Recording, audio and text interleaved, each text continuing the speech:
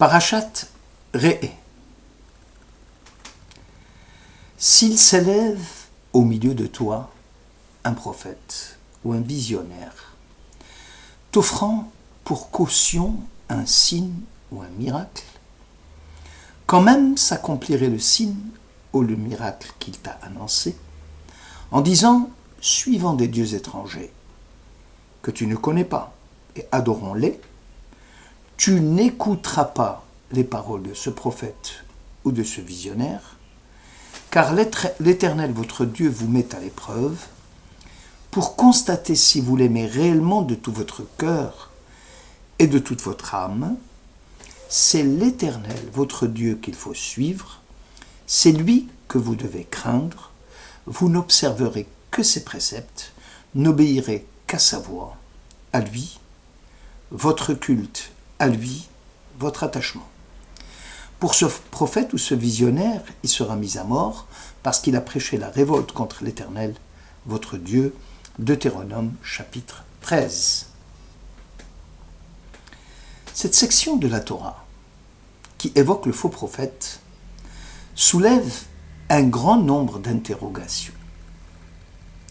Le séducteur qui vient secrètement t'inciter à servir des dieux étrangers est tantôt appelé Messite, tantôt Metatea, et enfin Nevi Sheker, le faux prophète. Comment se fait-il que la Torah continue à appeler ce faux prophète prophète?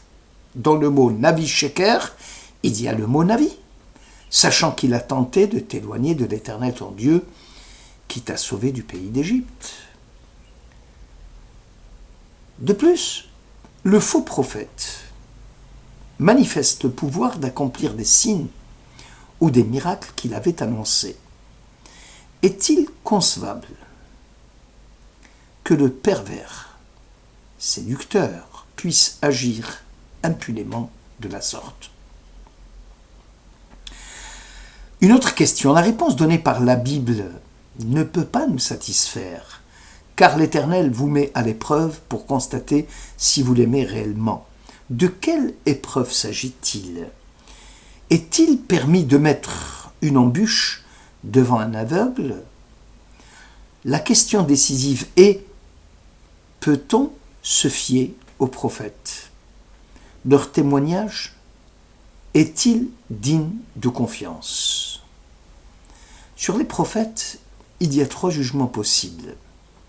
Ils ont dit la vérité, ils ont délibérément inventé une histoire, ils ont été victimes d'une illusion. La révélation serait-elle une confusion mentale ou une pensée volontaire ou une activité inconsciente? Rambam, Rabbeinu Bechaye, Saadia Gaon considèrent que l'homme dont on parle dans la paracha et que l'on appelle tour à tour visionnaire, prophète, alors qu'il s'avère que c'est un séducteur dangereux, n'est en réalité prophète que selon ses propres dires. Certes, reconnaît Nachmanide, il y a des gens dotés d'une faculté supérieure qui leur permet de prédire l'avenir, à l'instar des médiums. Toutefois, de là à considérer que c'est la prophétie, ce serait plutôt une farce, un piège dont le médium va se servir en vue de la réalisation d'un but spécieux, à défaut de l'accession à un but authentique. Le don de la prophétie n'a jamais été recherché par les prophètes authentiques et qu'il devient ici un but recherché par l'illusionniste visionnaire. Généralement, la révélation survient souvent contre le gré du prophète. Pour lui, la prophétie devient un fardeau terrorisant. « Malheur à moi, disait Isaïe au chapitre 6, je suis anéanti, car mes yeux ont vu le roi Dieu. » Le prophète authentique ne brigue ni la puissance, ni le prestige. Prophète Jérémie, chapitre 20. « Maudit soit le jour où je suis né. Pourquoi suis-je sorti du sein de ma mère pour que mes œufs et mes jours se consument dans la honte ?»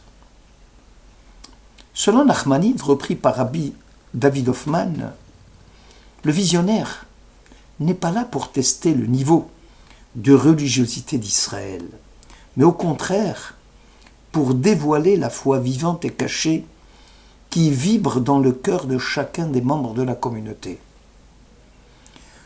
Le sens de la réalité de Dieu ne se trouve pas dans des concepts insipides, dans des opinions astucieuses, mais dans la sensibilité, le regesh, qui est donné à vue d'un cœur brisé.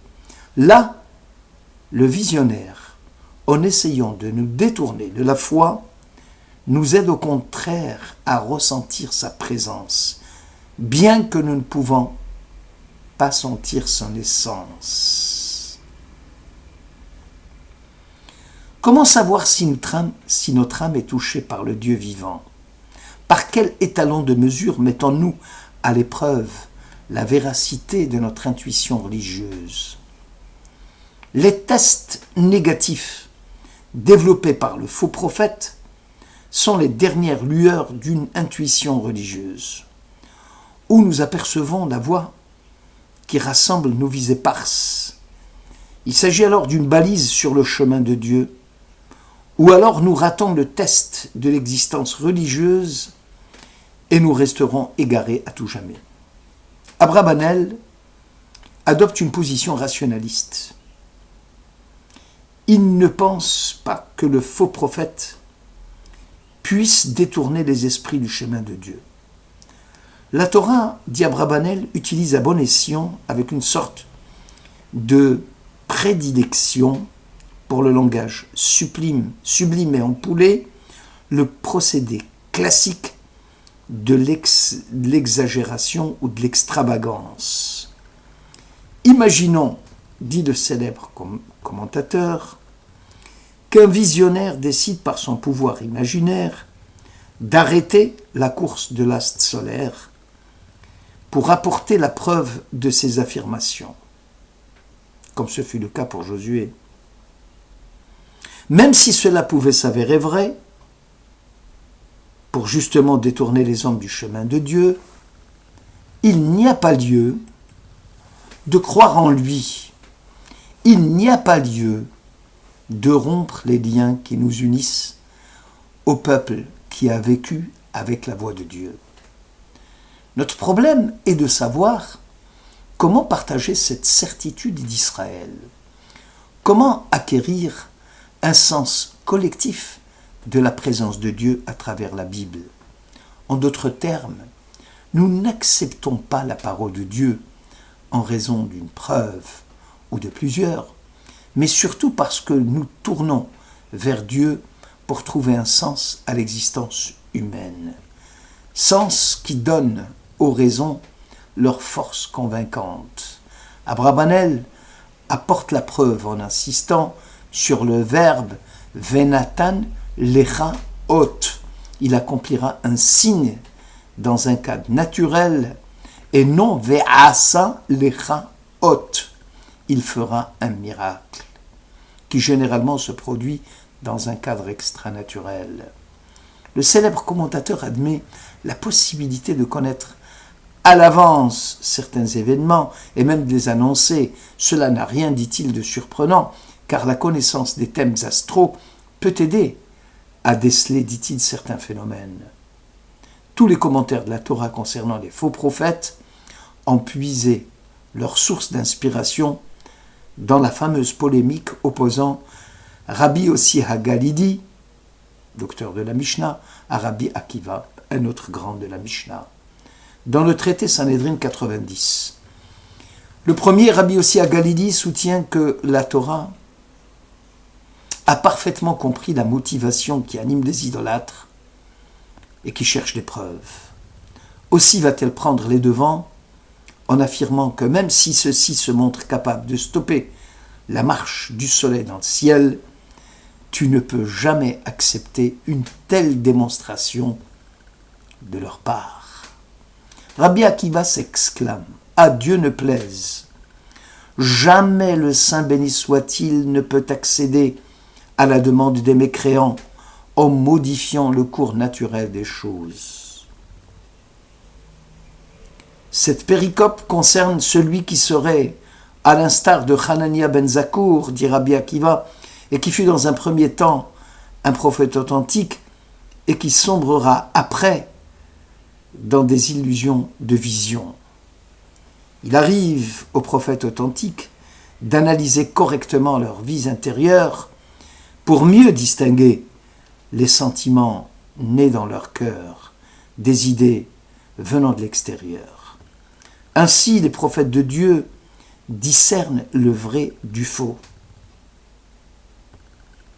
l'authentique du falsifié, la clarté de la confusion mentale. Ils affirment que la plupart de leurs expériences ne sont pas des moments simples de réceptivité passive, mais de véritables dialogues avec Dieu. Jérémie va confondre les faux prophètes qui prennent leurs rêves pour des messages de Dieu. Il écrit dans Jérémie 14, « J'ai entendu ce que disent les prophètes qui prophétisent en mon nom. Le message, je ne les ai pas envoyés, je ne leur ai pas parlé. Ce qu'ils prophétisent est vision de mensonge, divination de néant et tromperie de leurs vœux. » Les prophètes de Dieu devaient avoir un critère leur permettant de distinguer l'expérience de l'illusion. Abravanel, reprenant l'idée de Rabbi Akiva, se demande en effet comment s'opère la métamorphose de l'authenticité du message en mensonge. Certes, le libre arbitre permet ce virage à 180 degrés. Et ne dit-on pas « Ne crois jamais en toi-même jusqu'au jour de ta mort ». Pourtant, Dieu aurait pu faire périr les faux visionnaires. Il ne le fait pas. C'est là l'épreuve suprême que fait subir Dieu à Israël. Le Saint béni soit-il ne sanctionne pas les mécréants dans le monde terrestre. En tout cas, pas immédiatement. Le Ricanti, lui, s'intéresse aux forces d'impureté qui ont le pouvoir, à l'instar des forces de sainteté, de réaliser des prodiges, car les unes comme les autres sont l'œuvre de Dieu. Plus désespérant que la réalité, la puissance et l'attrait du mal, le fait que le mal se déguise si adroitement en bien qui peut aller jusqu'à sucer la vie même du sacré. En ce monde, le sacré et le profane sont enchevêtrés, et les idoles peuvent devenir des splendeurs. Le culte de Dieu peut être souillé de perversité. Même un exégète qui s'attache au sens littéral, comme le Rashbam, évoque à propos des faux prophètes un pouvoir divinatoire reconnu, faisant appel à des procédés occultes et ésotériques, en vue de produire des effets extraordinaires. La pensée magique, écrit le Rashbam, admet un pouvoir surnaturel inhérent à certains individus, comme les mages d'autrefois ou les sorciers d'aujourd'hui capables de les utiliser. Il y a lieu de distinguer, dit-il, la magie de la religion. La première est une forme dégradée de la religion, fondée sur des pratiques illicites, opposées au rite collectif et officiel. La fameuse polémique que nous avons précitée, qui opposait Rabbi Yossi Agali et Rabbi Akiva, se résume donc à quel crédit peut-on accorder aux forces occultes? Procédant du côté du mal, appelé dans la mystique la Sitra Achra, quelles influences peuvent-elles exercer sur nous? Rashbam suit l'opinion de Rabbi Yossi et Ramban admet l'hypothèse de Rabbi Akiva. Une chose est sûre, c'est que la foi est un acte de la personne tout entière, de son esprit, de sa volonté, de son cœur.